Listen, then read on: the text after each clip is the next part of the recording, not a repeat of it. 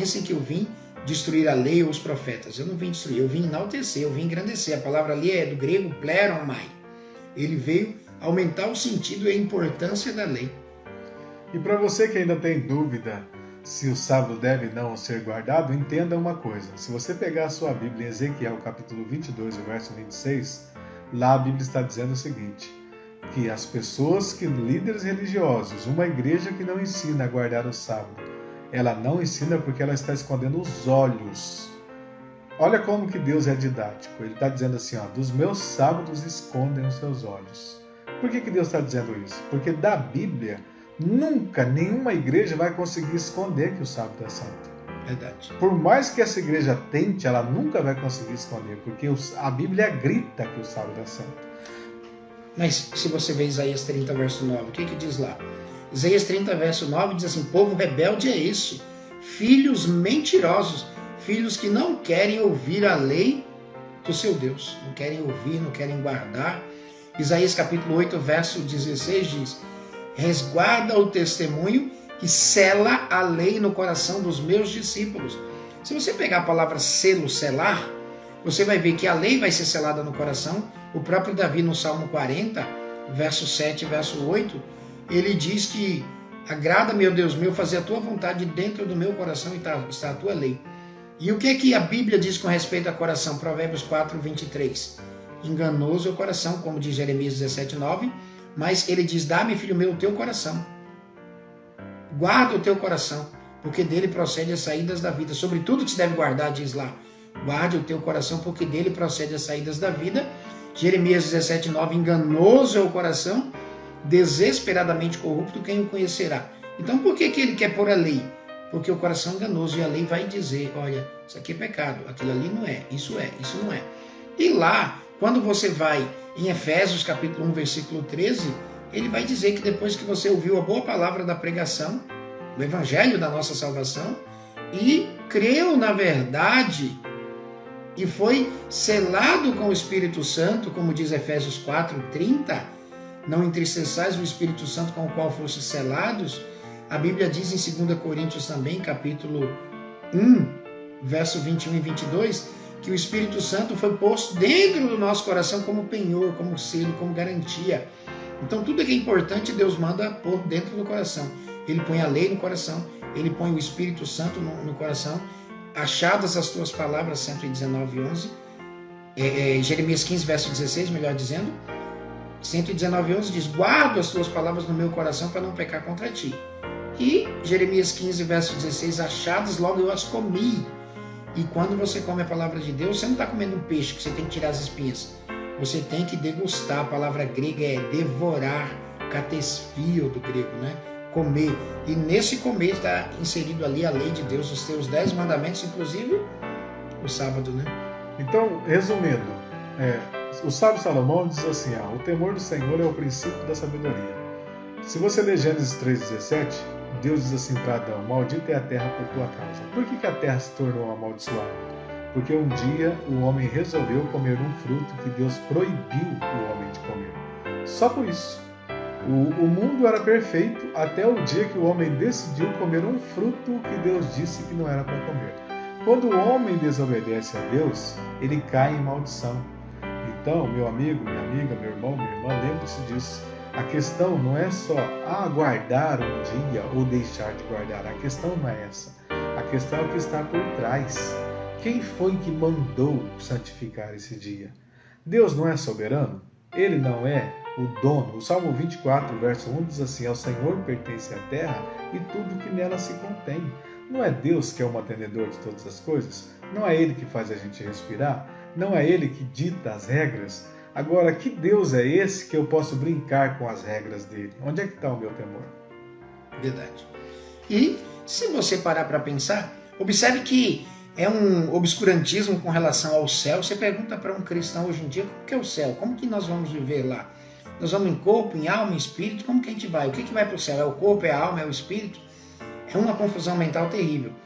Porém, a Bíblia em Isaías capítulo 66, 22 e 23 diz, assim como nos novos céus e nova terra que hei de fazer, está no tempo futuro isso daí, assim é onde está perante mim a vossa posteridade e o vosso nome. E será que desde uma lua nova a outra, e desde um sábado a outro, virá toda a carne a adorar perante mim, diz o Senhor. Essa questão de lua nova é porque as luas são semanais, de 7 em 7 dias. Cada fase lunar é de 7 em 7 dias. Deus está dizendo, a cada 7 dias vocês vão comparecer perante mim. E em que dia?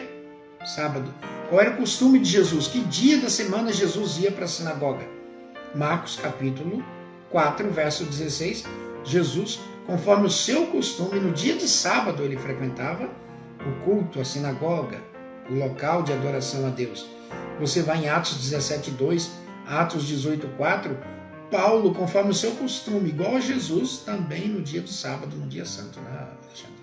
Exatamente. Então, meus irmãos, só para a gente finalizar, lembre-se disso. O sábado, não é à toa que o sábado, como é o único mandamento dos 10, que quando Deus escreveu, Deus começou assim, ó, lembra-te do dia de sábado para o santificar. Deus já sabia que esse mandamento ia ser um problema muito sério, que muitas pessoas iam considerar ele algo desnecessário. Mas lembre-se disso, para Deus não é desnecessário por 2 motivos. Primeiro, porque se fosse desnecessário, ele não teria escrevido. E segundo, porque esse mandamento é o único mandamento que deixa claro quem é o Deus que nós servimos. O Deus que é o Criador do universo, o Deus que te fez a imagem dele e semelhança dele. Por isso o diabo tem tanta raiva desse mandamento. Porque esse mandamento, ele é um mandamento selo, é um mandamento que faz com que o ser humano receba... já viu aquele selo do Inmetro que vem em alguns produtos que a gente compra? Aquele selo é um selo de qualidade. E o selo de qualidade que Deus tem na vida do seu povo é o sábado. Por quê? Porque quando o homem guarda o sábado, ele está reconhecendo de onde ele veio e quem é que governa a vida dele. É isso. Agora, é claro que ninguém vai se salvar porque guarda o sábado. É lógico, isso é loucura. Ninguém está dizendo assim, então quer dizer que quem guardar o sábado vai se salvar? Não, quem salva é Jesus Cristo. Agora, é impossível que alguém que creia em Jesus e nos ensinamentos de Jesus não aceite o sábado como santo. Exatamente. Até porque quando nós nos oferecemos a Jesus para servi-lo, uma vez que você existe, você é servo de alguém. Ou você é servo de Satanás para viver uma vida de pecado, ou você é servo de Cristo para viver uma vida de obediência.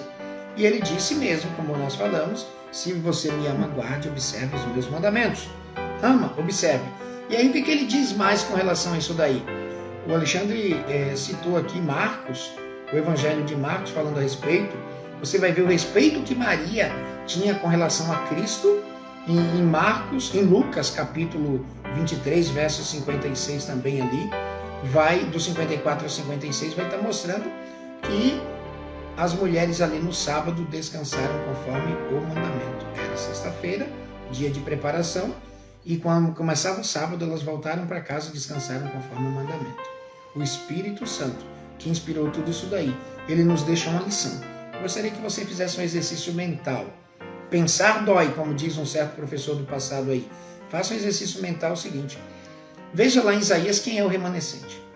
Aí você vai lá em Romanos capítulo 9, verso 27, o apóstolo Paulo, se referindo a Isaías, diz assim como disse o profeta Isaías, ainda que o número dos filhos de Israel seja como a areia da praia do mar, o remanescente é que será salvo. A palavra remanescente é o resto, é o que sobrou dos fiéis de todos os tempos.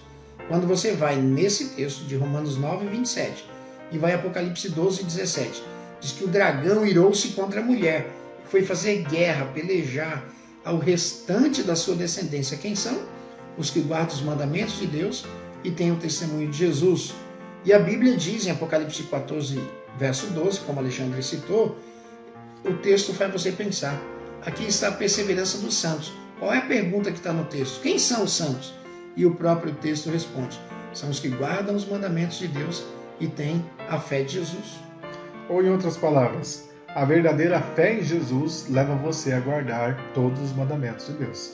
Por isso que o salmista diz lá no Salmo 119, verso 151, ele diz assim, todos os seus mandamentos são verdade.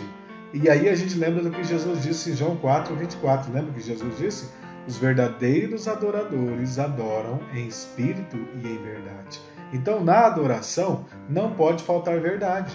E se faltar a guarda do sábado, está faltando verdade. Por isso a Igreja Adventista ela bate tanto nessa tecla. Não é porque a gente quer ser chato e dizer que o sábado salva. Não, o sábado não salva. A gente só está querendo insistir em uma verdade que não pode ser esquecida e desprezada, porque a verdade custou muito caro. A verdade, para que a verdade fosse estabelecida e chegar até nós, muita gente deu a sua própria vida. Muitas pessoas perderam a vida para defender essa verdade. E hoje nós não podemos, em nenhuma hipótese, brigar, lutar ou ficar contra a verdade, até porque Jesus disse em João 8,32 que a única coisa que pode libertar a gente do pecado é a verdade. Então, não temos nós nada contra a verdade. Quando você vê alguém ensinando que o sábado não é santo, ele está faltando com a verdade. Outro fato é, em 1 João, evangelho lá pertinho do Apocalipse, no capítulo 2, versículo 3, lá diz assim: nisso conhecemos que amamos a Deus, se guardamos ou se praticamos os seus mandamentos.